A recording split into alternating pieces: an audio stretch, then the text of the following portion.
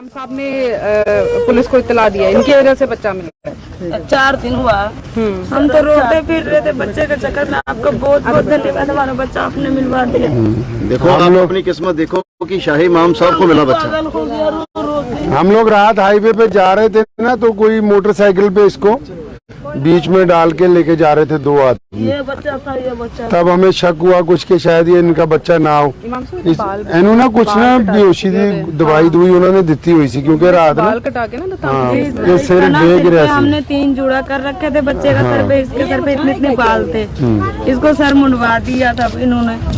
शक इतों होया सानू, उन्होंने कहा कि ਅਸੀਂ चिंतपुरनी तो आ रहे हैं मत्था टेक के, ਤੇ ਅਸੀਂ ਕਿਹਾ ਵੀ चिंतपुरनी ਦਾ ਹੁਸ਼ਿਆਰਪੁਰ ਵਾਲੇ ਪਾਸੇ ਹੈ ਹਾਂਜੀ, ਤੇ ਇਹ ਤਾਂ ਤੁਸੀਂ ਰਾਜਪੁਰਿਓਂ ਆ ਰਹੇ ਹੋ।